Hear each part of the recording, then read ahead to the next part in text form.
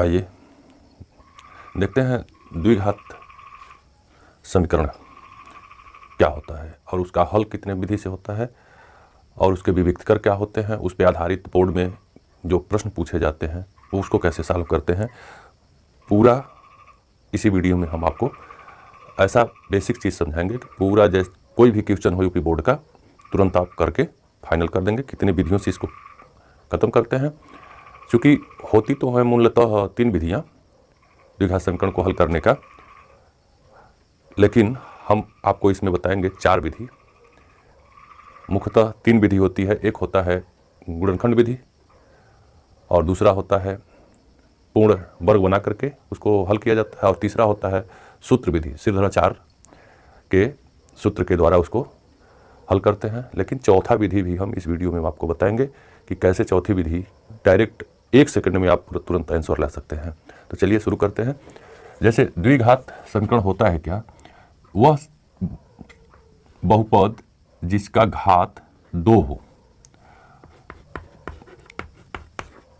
लेकिन जब तक हम इसके पहले वाले वीडियो में आपको बता चुके हैं कि बहुपद और समीकरण में फर्क क्या होता है।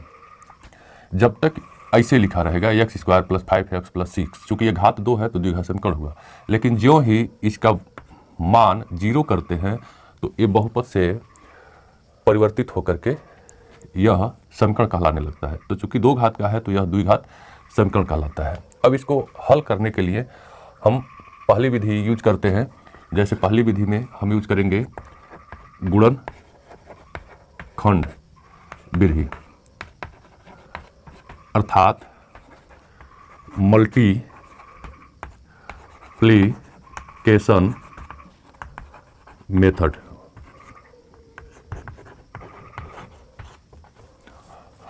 मल्टीप्लिकेशन मेथड गुणनखंड विधि। तो गुणनखंड विधि में हम लोग क्या करते हैं, इसको देखते हैं कितना है 6, और जो x एक घात वाले के पास जो संख्या होती है उसको यहाँ नोट करते हैं। हम 2 अंक ढूंढते हैं, ऐसा 2 अंक ढूंढते हैं कि गुणा करने पे 6 हो जाए और जोड़ने पे 5 हो जाए। तो 3 गुणे 2, 3 गुणे 2 3 दूना 6 और 3 धन 2 मिल करके 5 हो जाएगा। अब हम तुरंत इसको 5 के जगह पे 3 धन 2 रख लेते हैं। यही तरीका है गुणनखंड विधि का। तो x² + 3 धन 2 x + 6 = 0। तो x² प्लस इसको तोड़ देते हैं तो 3x + 2x + 6 = 0। इसमें 4 पद मिल गए हमको, x², 3x, 2x, 6। तो 2 पद को एक साथ और 2 पद को एक साथ ले करके कॉमन निकालते हैं कि क्या क्या दोनों मिल रहा है। तो इसमें हम देखेंगे इन दोनों में तो x कॉमन है तो x को हम निकाल देंगे तो बचेगा x + 3।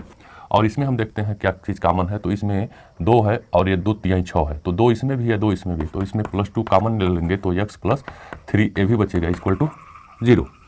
तो इस तरह से अब पुनः इसमें एक पद ए मिला और एक पद ए मिला। इन दोनों में हम देखते हैं कि क्या चीज़ है ऐसा जो दोनों में है। तो x + 3 इसमें भी है और x + 3 इसमें भी है। तो इस x + 3 को हम कॉमन ले लेते हैं, बाहर कर देते हैं, तो बचेगा इधर x और यहाँ बचेगा +2 = 0।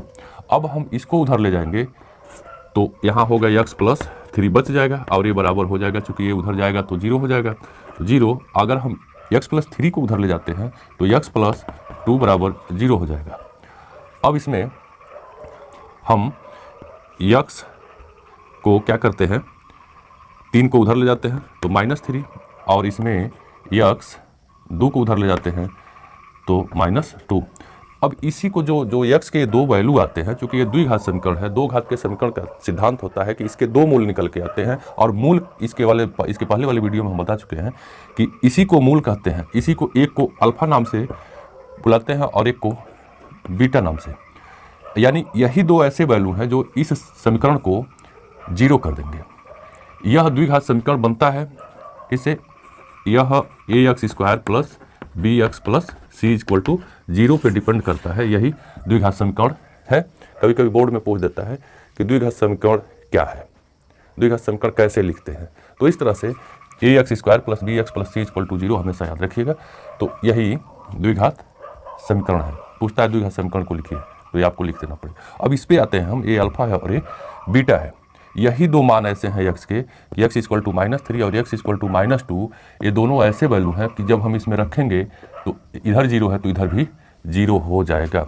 इसी को हम मूल भी कहते हैं। इसी को हम जैसे शून्यक इसके पहले वाले वीडियो में बताए थे, इसको शून्यक भी कहते हैं, जो इसको 0 कर दे।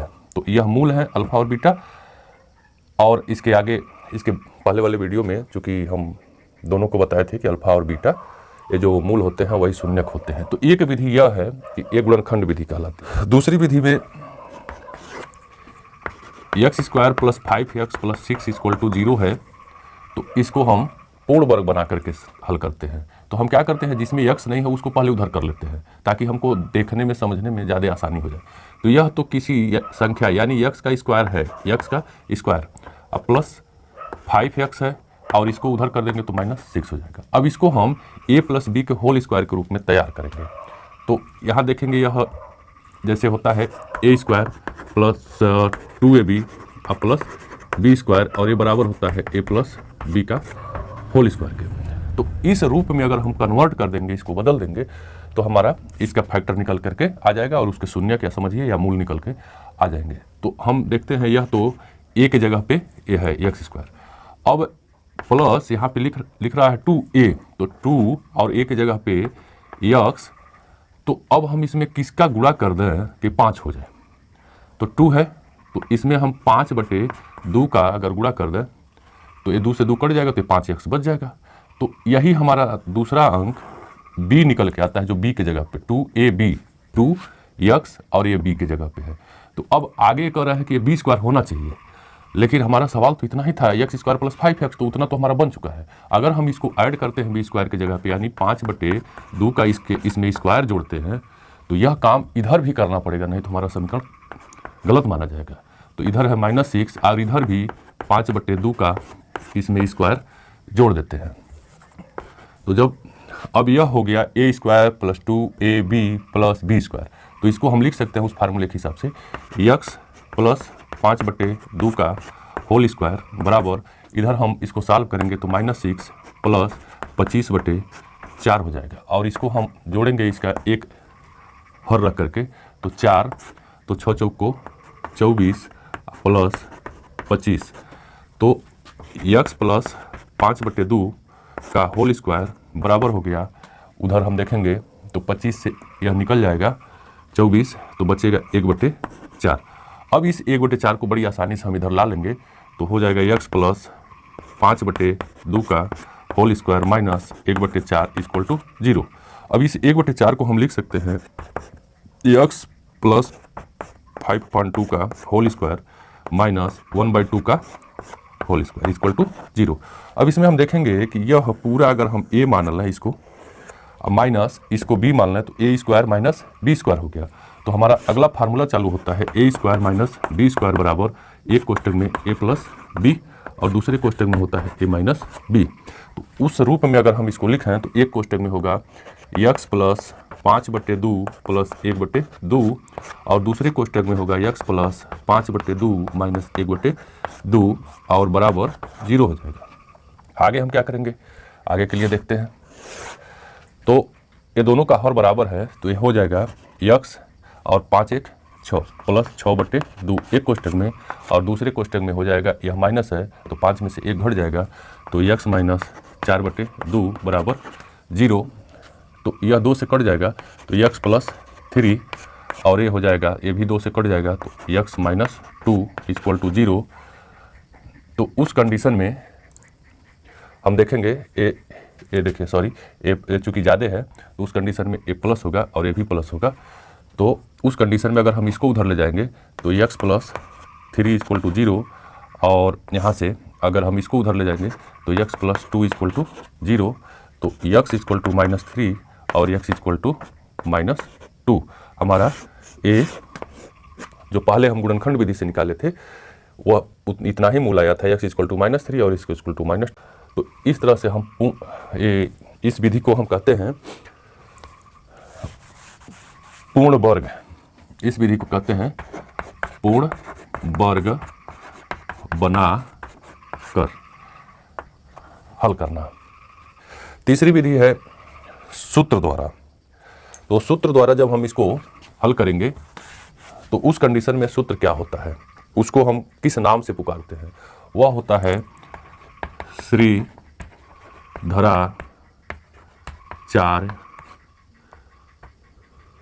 सूत्र। लिखिए या विधि लिखिए। श्रीधराचार्य सूत्र क्या होता है?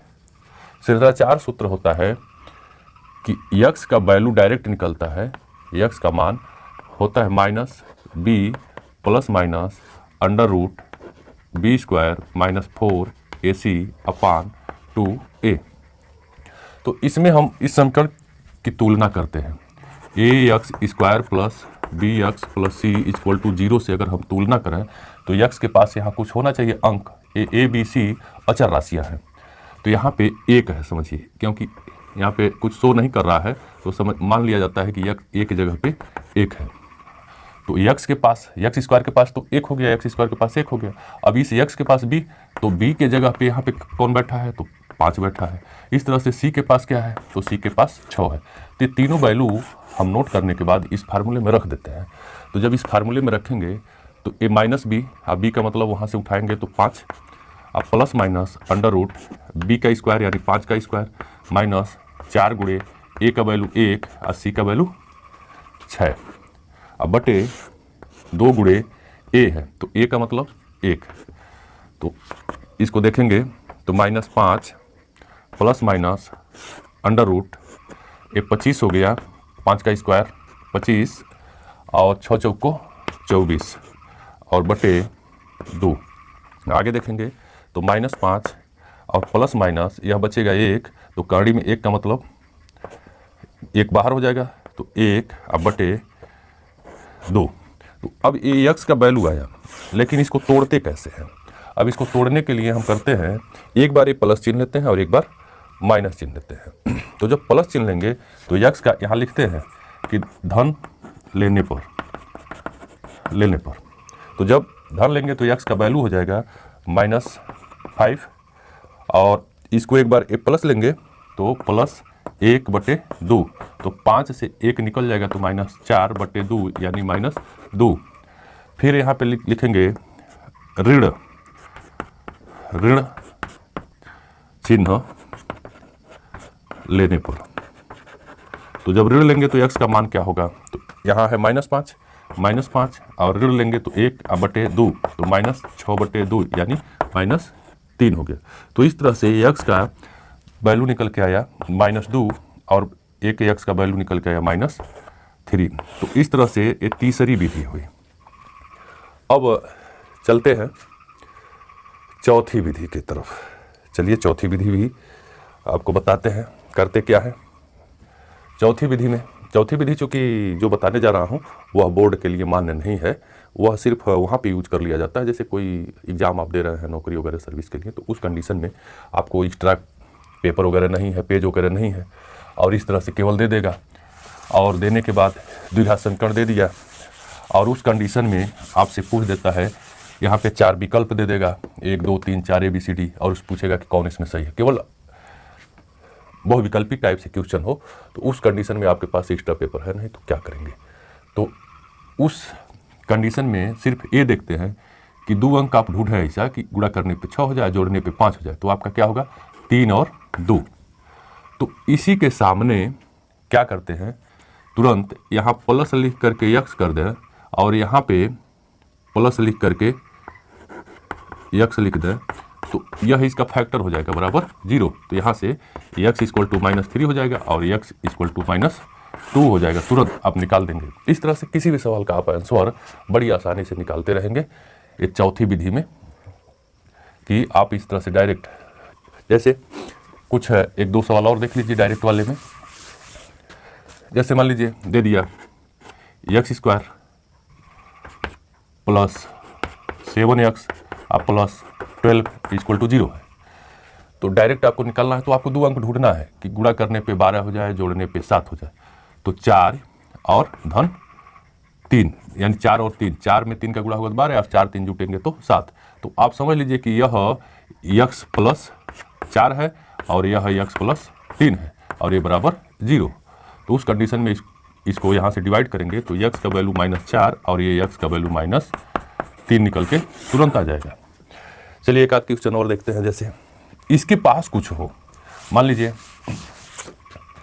जैसे 3x² और +4 और +7x है, ऐसे है, तब कैसे आंसर निकालेंगे? इसके लिए भी आपको वही काम करना है। हम लोग जानते हैं कि ये 4 × 12 होता है, तो आपको 2 अंक ढूंढना है कि गुणा करने पे 12 हो जाए और जोड़ने पे 7 हो जाए। तो मिला 4 और 3, लेकिन जो भी आंसर आएगा इस तरह से, इसको तो हम लिख लेंगे, लेकिन ये ध्यान देना है कि x के पास 3 है तो उसमें हम 3/3 कर देते हैं। तो /3 और /3 और यहाँ पे x प्लस करके इसको कर लेते हैं और यहाँ पे x प्लस करके इसको कर लेते हैं। तो ये देखेंगे कट जाएगा तो 1 हो जाएगा और ये बराबर 0। तो यहाँ से हम डिवाइड करेंगे तो x का वैल्यू हो गया -4/3 और यहाँ से हम देखेंगे तो x इक्वल टू हो गया, कट करके 1 हो चुका है तो -1 है। इस तरह से चूँकि इसके पास अगर कुछ रहेगा तो हमको ये भाग देना पड़ेगा, यहाँ पे भाग दे करके और वैल्यू नोट कर लेंगे। चलिए कुछ और क्वेश्चन एक आध देख लेते हैं। जैसे मान लीजिए कि 4x² अब +6 = 0, यहाँ पे है 11x, ऐसे है, तब क्या करेंगे? तो हम जानते हैं कि ये 6 चौको 24 हो गया, तो 2 अंक ढूंढेंगे कि गुणा करने पे 24 हो जाए और जोड़ने पे 11 हो जाए। तो 8 × 24, 8 और 3 और 8 3 11, तो आंसर क्या मिला? 8 और 3। लेकिन चूंकि यहाँ पे 4 है तो इसके नीचे 4 और इसके नीचे भी 4 करके यहाँ पे प्लस करके x और इसको बंद कर देते हैं बराबर 0 और यहाँ पे प्लस करके x और इसको कर देते हैं। फिर यहाँ से डिवाइड करेंगे तो ये तो कट जाएगा तो 2 हो जाएगा, ये 2 और ये तो कटेगा नहीं। तो उस कंडीशन में x इक्वल टू -2 और यह x इक्वल टू -3/4, ये आंसर हो जाएगा। अब इस वीडियो में हम आपको बताने वाले हैं विविक्तिकर संबंधी अगर कोई क्वेश्चन आते हैं तो उसको क्या करते हैं, क्या पूछ सकता है यूपी बोर्ड में। तो देखिए, ये जो हम लोग श्रेणीचार विधि में x का जो वैल्यू नोट किए थे -b ± √b² - 4ac/2a को हमने नोट किया था। इसमें आप इसको ध्यान देंगे कि अगर ये b² का वैल्यू 4ac से अगर ज़्यादा होगा तभी कड़ी से बाहर होगा, और तभी हम यहाँ पे एक बार प्लस और एक बार माइनस लेकर के इसको हल कर सकते हैं। तो इसी को विविक्तिकर नाम से हिंदी में पुकारते हैं। तो यह होता है b² - 4ac, इसी को हम लोग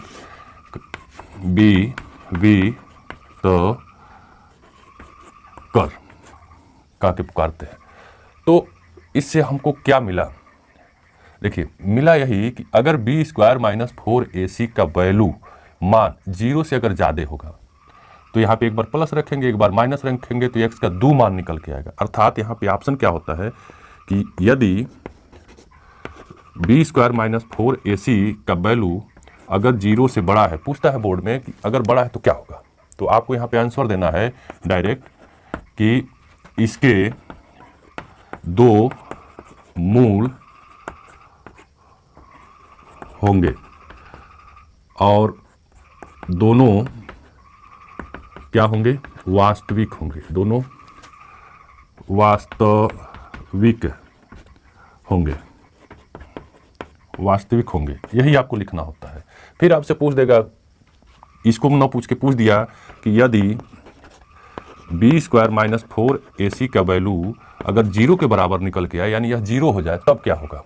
तो आप ध्यान दीजिए इस श्रेणीचार सूत्र पे। तो अगर ये 0 हो जाएगा तो बचेगा क्या? सिर्फ b बचेगा, -b और /2a। तो हमारा सिर्फ समझिए एक ही मूल निकल के आएगा। तो यहाँ पे हम लिखते हैं, क्योंकि एक मूल का मतलब जो भी आएगा वो उसको मान लेते हैं कि 2 मूल है लेकिन दोनों समान है, तो यहाँ लिख देते हैं दोनों मूल समान तथा वास्तविक होंगे, वास्तविक होंगे। चलिए, तीसरा विकल्प वो देता है, पहला हुआ, दूसरा हुआ, तीसरा बोर्ड में 1 नंबर के सवाल में पूछता है यदि b² - 4ac का वैल्यू अगर 0 से कम आ जाए तब क्या होगा? तो आप ध्यान देंगे, अगर ये बी स्क्वायर माइनस 4ac का वैल्यू अगर 0 से छोटा हो जाए, यानी इसका मान माइनस में आ जाए, जैसे इसे गाड़ी में अगर वैल्यू आ गया -5, तो हम लोग जानते हैं कि इसको हम लोग हाई स्कूल लेवल तक इसको हम बाहर नहीं कर पाएंगे, क्योंकि इंटर में जब जाएंगे तो ये बाहर होता है, लेकिन अभी नहीं। तो हाई स्कूल लेवल तक बाहर नहीं होगा, तो यहाँ पे अब इसका मूल का अर्थ समाप्त हो जाएगा, क्योंकि वो बाहर निकलेगा नहीं तो उसका वैल्यू नहीं हो पाएगा। तो यहाँ पे हम लिखते हैं इसके मूल काल्पनिक होंगे। बस एक नंबर में पूछता है, चाहे इसको पूछे चाहे इसको पूछे चाहे इसको पूछे, विभक्तिकर अगर नाम रख दिया तो समझ लीजिए आपको यही 3 में से एगो कोई पूछे।